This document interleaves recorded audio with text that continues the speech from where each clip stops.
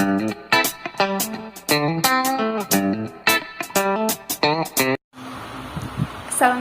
warahmatullahi wabarakatuh. Di video kali ini aku akan ngebahas seputar kehamilan lagi, tapi ini lebih ke pasca melahirkan, yaitu perlengkapan apa aja sih yang perlu kita persiapkan untuk menyambut kelahiran bayi kita. Jadi langsung to the point aja. Yang pertama yang pasti adalah pakaian dong. Nah, pakaian bayi ini terdiri dari, kalau kita urutin dari atas, itu topi bayi. Topi bayi ini menurut aku juga cukup penting, tapi nggak terlalu beli yang banyak-banyak banget. Cukup 3 sih menurut aku, dan itu bisa kita pakai gantian karena biasanya bayi ini ada yang beberapa itu gerah, ada juga yang kadang dia nggak cocok sama beberapa kain tertentu sehingga biasanya menimbulkan rum atau gatal-gatal di daerah dahi. Nah, ini juga perlu kita perhatikan untuk jenis kainnya juga. Terus untuk pakaian bayi ini lebih baik kalau misalkan newborn ini kan biasanya bayi kita itu ukurannya kecil banget.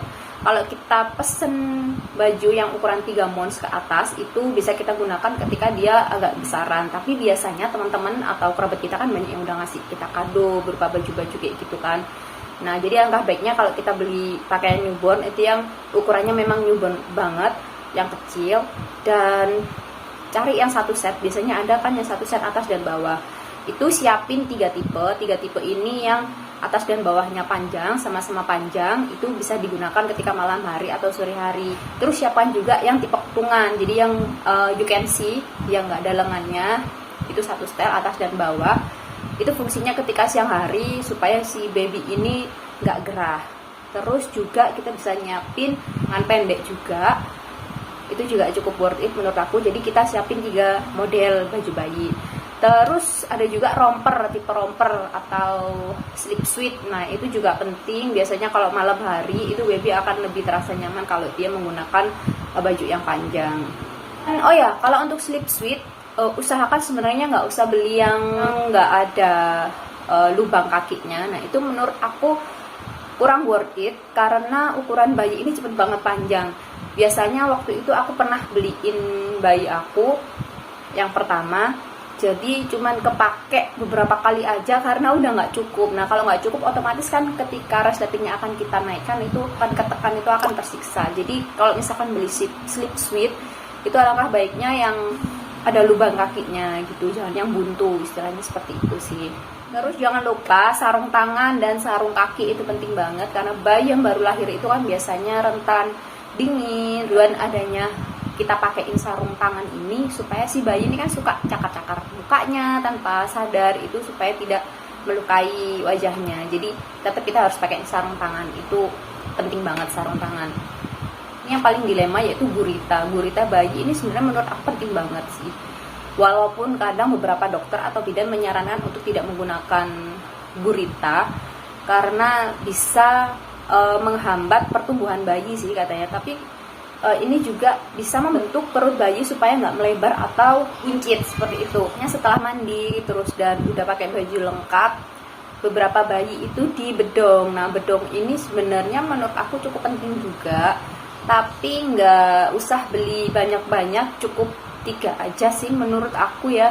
Karena beberapa bayi itu ada yang nggak nyaman di bedong. Biasanya kalau pada umumnya, kalau aku dulu, orang dulu itu menyarankan sampai dengan 40 hari harus dibedong. Tapi bayi sekarang kan nggak kayak bayi zaman dulu yang diem aja kan. Bayi sekarang tuh lebih aktif.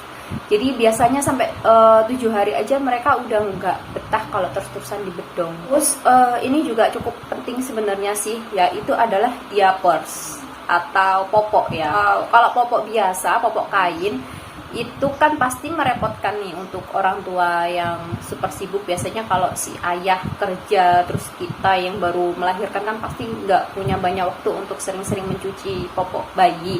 Kalau yang popok kain itu kan, karena biasanya bayi baru lahir itu sering banget pipis, sering banget pup walaupun sedikit-sedikit. Dan saran aku pakai yang tipe perekat, itu worth it. Utamanya ketika si bayi ini sering pup, jadi kita tinggal ganti-ganti aja.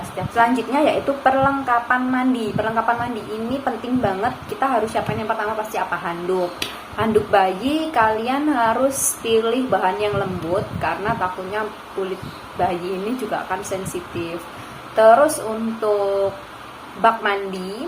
Bak mandi ini kalau di kehamilan yang pertama aku pasti beli karena belum punya bak mandi. Tapi di kehamilan kedua aku udah nggak beli lagi bak mandinya, jadi pakai punya kakaknya pun masih bisa. Terus setelah itu yaitu perlengkapannya seperti sampo, sabun, terus ya cukup itu sih kalau baby ya, kalau untuk perlengkapan mandi. Dan setelah mandi ini biasanya kalau aku biasanya pakai minyak telon, terus habis itu bedak. Nah kemudian hair lotion ini penting banget karena biasanya kulit kepala bayi itu kan sering menimbulkan bau-bau apek di kepala. Nah kalau kita pakai hair lotion itu supaya kulit kepala dan rambut bayi itu tetap segar sepanjang hari. Kalau untuk perlengkapan seperti ini, seperti sampo, sabun, hair lotion, minyak telon, bedak, dan lain-lain itu kalian cukup beli satu set aja. Jadi nggak usah banyak-banyak. Biasanya akan dapat kado dari teman-teman atau kerabat, itu kebanyakan mereka akan ngasih kado kita perlengkapan mandi juga sering banyak banget yang kasih kado kayak gitu. Dan itu pun bisa aku simpen sampai anaknya usia 2 tahun, 3 tahun itu masih ada. Ya alhamdulillah sih masa expirednya pun juga masih lama, jadi kita bisa pakai sampai lama. Oke. Terus selanjutnya perlengkapan tidur. Nah untuk perlengkapan tidur ini biasanya ada yang udah mempersiapkan box bayi, tapi menurut aku box bayi ini nggak terlalu worth it. Kenapa? Karena beberapa bayi, bahkan bayi aku sendiri itu nggak mau tidur terpisah. Jadi dia kalau misalkan tidurnya itu nggak di samping ibunya atau nggak ada orang di sebelahnya, itu dia nangis, nggak bisa tidur. Takutnya apa? Ketika kita udah nyiapin box bayi sedemikian rupa, setelah si kecil ini lahir ternyata dia nggak mau tidur di box bayi, kan sayang banget, kita udah beli mahal-mahal ya kan. Terus selimut. Nah kalau selimut ini juga penting banget. Selimut bayi kalian usahakan jangan yang terlalu tebal juga, tetapi nyaman untuk si kecil, karena ada bayi yang nggak mau dipakein selimut seperti anak aku. Tapi selimut ini sangat penting waktu kita misal bawa si kecil untuk ke dokter atau keluar, itu biasanya tetap aku pakein selimut supaya dia nggak kedinginan. Bantal guling set bayi ini juga penting. Biasanya ada bantal peyang ini supaya membentuk kepala bayi, ini juga bermanfaat banget. Dan selanjutnya yaitu perlengkapan menyusui. Nah perlengkapan menyusui ini menurut aku belinya jangan pas sebelum kelahiran, karena kita nggak pernah tahu kan kondisi kita ini bisa langsung mengeluarkan ASI di hari setelah melahirkan atau beberapa hari kemudian. Tapi ketika emang ASI itu udah keluar, biasanya akan menimbulkan rasa sakit yang luar biasa kalau nggak segera kita susukan ke bayi. Sedangkan si bayi kalau dia masih kecil atau masih usia beberapa hari, dia akan mengkonsumsi ASI hanya sedikit aja kan.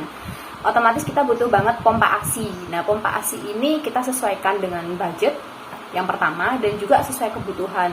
Kalau misalkan kalian nggak mau capek, kalian bisa beli yang elektrik. Tapi kalau kalian telaten, kalian bisa pakai yang pompa manual, pompa ASI manual seperti itu. Kenapa pompa ASI ini sangat penting? Nah itu tadi, ketika si bayi belum membutuhkan ASI, karena ASI kita ini akan meluber ya, biasanya sakit banget kalau nggak dikeluarin. Jadi pompa ASI ini penting, dan kita pasti kalau udah ada pompa ASI kita pasti butuh kemasan ASI-nya, bisa botol, bisa juga kantong ASI, ini penting banget.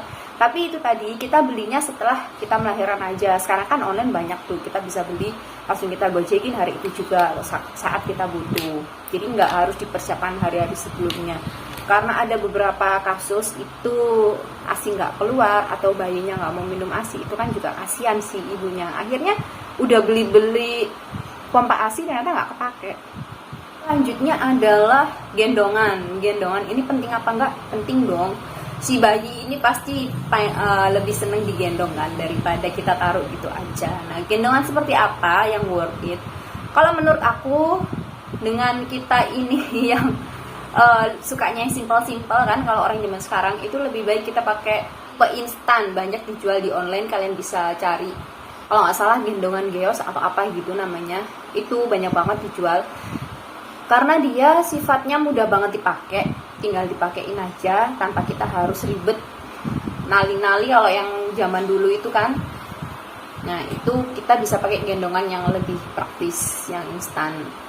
Nah kalau misalkan kita mau keluar traveling atau jalan-jalan, biasanya bisa pakai gendongan yang anaknya bisa taruh di depan, digendong di belakang seperti itu juga sebenarnya butuh, tapi nggak sekarang atau nggak pada saat kita sebelum melahirkan. Jadi belinya kita sesuaikan dengan kebutuhan aja. Ketika si bayi udah mulai agak besar, dia nyamannya digendong model apa nih. Ada juga beberapa bayi yang udah dibeliin gendongan instan seperti itu, dibeliin mahal-mahal, tapi dia nggak nyaman, dia nggak suka digendong di depan, dia maunya tetap digendong di samping, atau bahkan dia sama sekali nggak mau digendong. Nah kan itu sayang banget kan kalau kita buang-buang uang untuk beli gendongan yang ternyata akhirnya nggak kepake.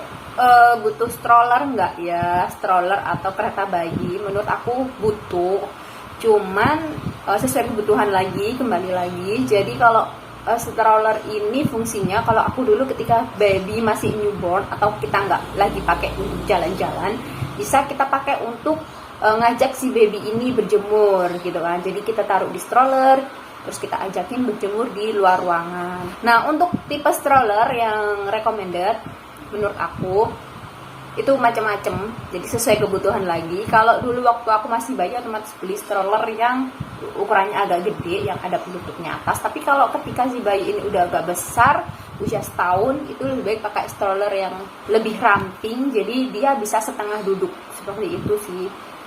Jadi menurut aku worth it stroller. Selanjutnya perlengkapan lain-lain apa aja yang penting? Aku dulu tuh butuh banget yang namanya tisu basah. Tisu basah ini penting banget, bahkan sering beli berkali-kali. Jadi fungsinya adalah pada saat si baby ini pup atau saat si baby ini muntah, itu bisa jadi alternatif pertama untuk kita membersihkan kotoran-kotoran bayi. Oke, jadi itu aja beberapa perlengkapan bayi yang bisa kita siapkan mulai dari sekarang. Untuk waktunya kalian belinya kapan, usahakan kalian beli beberapa bulan sebelum melahirkan. Tapi kalau orang Jawa biasanya kalau belum 7 bulan itu kan nggak boleh. Ya paling nggak usia 8 bulan atau 9 bulan itu kita bisa mulai mencicil perlengkapan bayi. Di usia itu kan kita juga udah mulai fit nih, kita bisa jalan-jalan kemana aja gitu kan. Mudah-mudahan video ini bermanfaat. Terima kasih yang udah nonton videonya sampai habis. Wassalamualaikum warahmatullahi wabarakatuh.